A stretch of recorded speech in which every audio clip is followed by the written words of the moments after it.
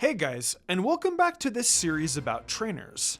I call it that because, well, it's not exactly a top 10 series anymore. I have had to face reality after the first two videos. It's just not possible for me to stretch out all these videos in the top 10s when there aren't enough trainers of the typing of note. So things are going to change. I'm going to still look for trainers that have half a team using one typing, but I'm only going to talk about their best possible team and really break down how difficult they can be to defeat in battle. Today, you guys decided you wanted to see the ground typing be represented. So naturally, I decided to look over ground type trainers. And of course, there weren't that many. We've got 5 trainers to talk about today, and I'm pretty excited for it. So let's find out just who the strongest ground type trainers are. Also, for the next 2 videos in this series, I've already got the typings picked out. So don't you guys worry about needing to choose a type. Just kick back and enjoy. Now, we'll start this video with the trainer traditionally seen as a rock type expert. And I suppose he still is, but he's also got the ground type representation we're looking for. Brock is the first gym leader the franchise ever showed off, and through all of his appearances, there's one thing you could guarantee. He and his Onyx will represent the rock type with pride. Well, as it turns out, his type expert team in Black and White 2 at the Pokemon World Tournament has the ground type Pokemon we're looking for. Now, that said, the only ground type Pokemon he is guaranteed to use in any given battle is his Onyx. And that's not very good. However, the rest of the team has some heavy hitters, Kabutops and Aerodactyl, some wonderful fossil representation. Then of course, Tyranitar, and then ground types in Golem and Rhyperior. Obviously, if you're gonna try to be a stickler for things, then we can look at Brock's actual ground team he can run out there. Onyx, Golem, and Rhyperior. Onyx, as we already established, is a detriment to Brock even with its strong move pull and usage of the Eviolite. It just can't take special water or grass type moves, and it will barely hit for any damage. As for Golem and Rhyperior, they both suffer from a major special weakness that makes them very unthreatening. Honestly, you'd be in for bigger trouble if you took on Onyx, Aerodactyl, and Tyranitar. I know the other two aren't actually ground types, but it's still the nature of a battle you could have, the PWT. T-Tar brings the hurt, setting up a sandstorm, and Aerodactyl is so fast that its coverage could really cause you problems. All in all, Brock is honestly the weakest ground type trainer we'll talk about in this video. And it makes sense since he's mostly a rock type trainer anyway. Let's shift gear to Pokemon Ultra Sun and Moon, and look at the kahuna of Pony Island, Hapu. She and her Mudsdale are good friends to the player character when you take a trip to Alola. But as an opponent, she can definitely be a little formidable. I'd say after Brock, she is the second weakest. But don't confuse weakness with being super bad. She brings 5 Pokemon into your title defense battle, being the aforementioned Mudsdale, Flygon, Gastrodon, Crocodile, and Golurk. Honestly, the fact that she doesn't have an Onyx on her team kinda seals the deal a little. It helps a lot to have a full team of ground types too.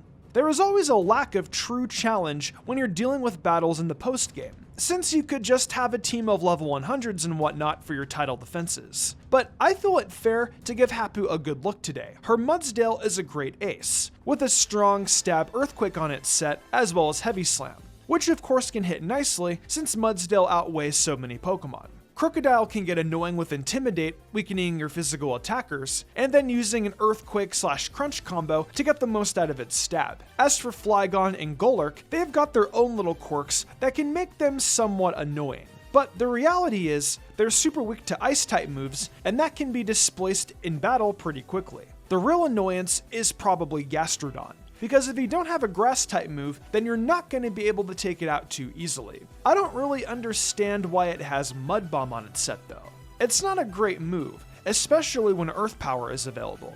Hapu isn't like the biggest challenge, but is still a little better than Brock. And of course in the conversation today, mostly by virtue of the lack of ground type trainers. Now for the other 3 trainers we have to discuss in this video.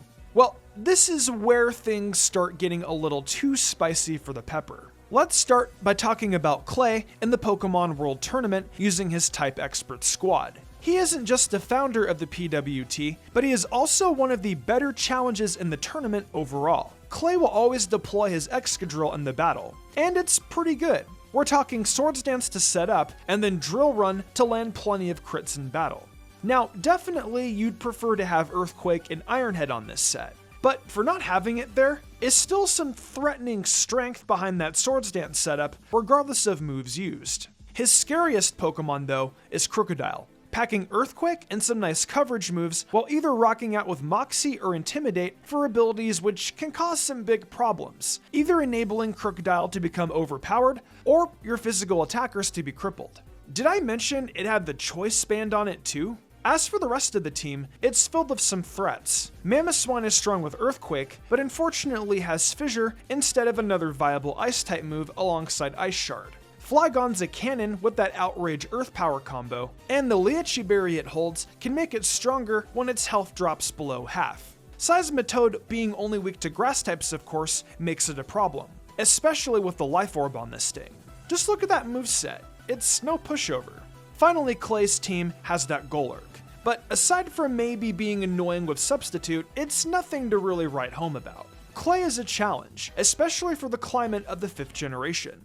There are changes I'd make to have him be tougher, but as constituted, it makes sense to talk about him today. The next trainer I'd like to highlight is Berthia, and her BDSP rematch team after you go through Stark Mountain. She definitely brings the smoke in this battle. And despite the fact that you're of course able to be overleveled, if you keep things on an even playing field, she isn't a pushover. Her team all has items and is EV trained, which separates it from a lot of what we've spoken about already. You don't want to mess with her Nidoking, running Sheer Force Life Orb with a powerful special attacking set.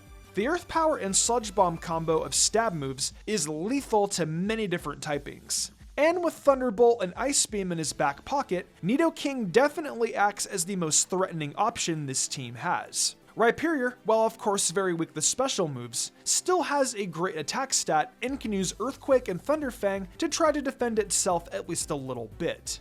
As for Hippowdon, it can be a tank and has recovery and rest, and her Mamoswine is definitely more threatening than the one we talked about a moment ago with Clay. I mean, even a Pokemon as bad as Whiscash can put up more of a fight in this battle. The point here is Berthia can issue a challenge to even veterans of the franchise. But at the end of the day, she is not the strongest ground-type trainer. The strongest ground-type trainer is actually the strongest because of non-ground-type Pokemon. It's a little bit of a cop-out, as while Giovanni's teams in Ultra Sun and Moon are 80% ground-type Pokemon, the 20% is purely Psychic, and it's Mewtwo.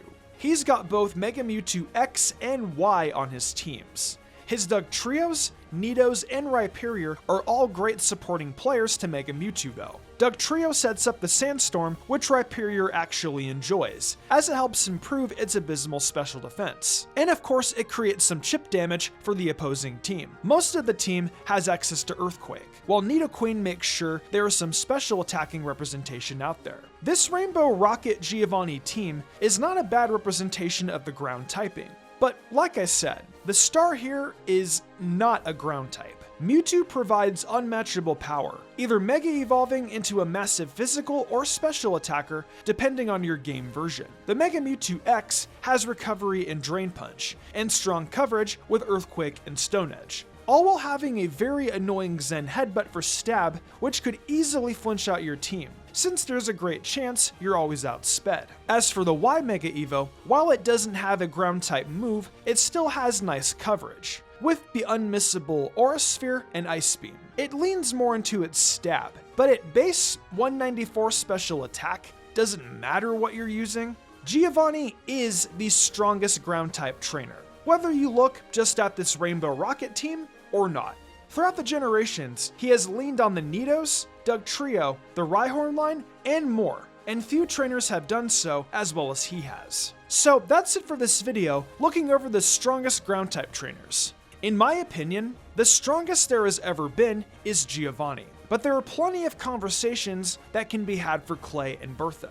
I want to hear from you, so comment down below what you thought about this format and what I had to say. Like I mentioned before, the next 2 videos in this series I already have the typings picked out for, but it'll mean a lot to me to see how you guys feel about this change to the series. This feels like the best way to go about it, but if you guys aren't feeling it, I'll definitely take it under advisement. See you guys next time. Welcome back to the outro, folks, your favorite part of the video. Thank you for enjoying another Mystic Umbreon video. We made it through the end of the 8th generation, and now we begin the long trek into late 2022 where Pokemon Scarlet and Violet await us. It's a whole new world we'll live in, but we still gotta catch them all. However, there's still a ton of videos to do and experiences to have until then. If you're interested in more Mystic content, check out my TikTok and the Mystic Umbreon Shorts YouTube channel. If we get the 10k followers on TikTok, I'll be doing a viewer's choice video. If you like Genshin Impact, check out my Genshin channel Teibachinary. So if you all enjoyed, be sure to leave a like and subscribe for more. See you next time.